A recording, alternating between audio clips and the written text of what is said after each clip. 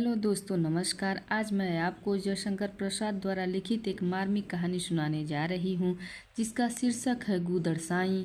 साईं ओ साईं, एक लड़के ने पुकारा। साईं घूम पड़ा। उसने देखा कि एक 8 वर्ष का बालक उसे पुकार रहा है। आज कई दिन बाद उस मोहल्ले में साईं दिखलाई पड़ा।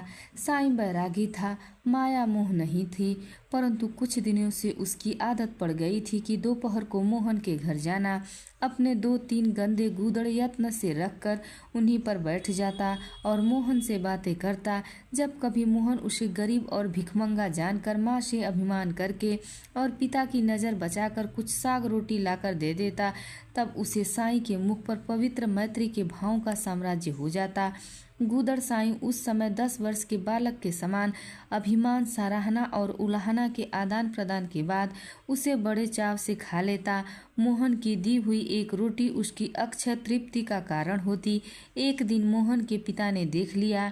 वह बहुत बिगड़े, कट्टर आर्य समाजी थे। ढोंगी फकीरों पर उनकी साधारण और स्वाभाविक चिढ़ थी। मोहन को डांटा कि वह इन लोगों के साथ बातें न किया करे। साईं हंस पड़ा और चला गया।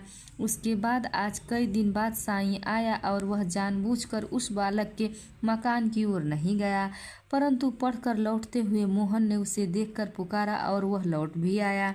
मोहन, आजकल तुम आते नहीं साईं, तुम्हारे बाबा बिगड़ते थे। नहीं, तुम आके रोटी ले जाया करो, भूख नहीं लगती। अच्छा, कल जरूर आना, भूलना मत। इतने में एक दूसरा लड़का साईं का गूदड़ खींचकर भागा। गूदड़ लेने के लिए साईं उस लड़के के पीछे दौड़ा। मोहन खड़ा देखता रहा। साईं आंखों से ओझल हो गया। चौराहे तक दौड़ते दौड़ते साईं को ठोकर लग गई। वह गिर पड़ा। सिर से खून बहने लगा। खिंचाने के लिए जो लड़का उसका गूदड़ लेकर भागा था, वह डर से ठिठक रहा। दूसरी ओर से मोहन के पिता ने उसे पकड़ लिया। दूसरे हाथ से साईं को पकड़कर उठाया। नटखट लड़के के सिर पर चपत पड़ने लगी। साईं उठकर खड़ा हो गया। मत मारो, मत मारो, चोट आती होगी, साईं ने कहा और लड़के को छुड़ाने लगा। मोहन के पिता ने साईं से पूछा, तब चिथड़े के लिए दौड़ते क्यों थे? मत मारो, मत मारो, चोट आती होगी, साईं ने कहा और लड़के को छुड़ाने लगा। मोहन के पिता ने साईं से पूछा, तब चिथड़े के लिए दौड़ते क्यों थे? सिर फटने पर भी जिसको रुलाई नहीं आई थी, वह साईं लड़के को रोते देखकर रोने लगा। उसने कहा, बाबा, मेरे पास दूसरी कौन सी वस्तु है जिसे देकर इन राम रूप भगवान को प्रसन्न करता? तो क्या तुम इसलिए गूदड़ रखते हो?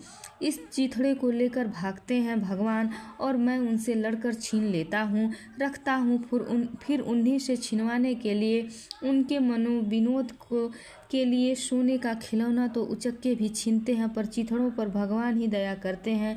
इतना कहकर बालक का मुंह पोंछते हुए मित्र के समान गलबाही डाले हुए साईं चला गया। मोहन के पिता आश्चर्य से बोले, गूदड़ साईं, तुम नीरे गूदड़ नहीं, गुदड़ी के लाल हो। धन्यवाद।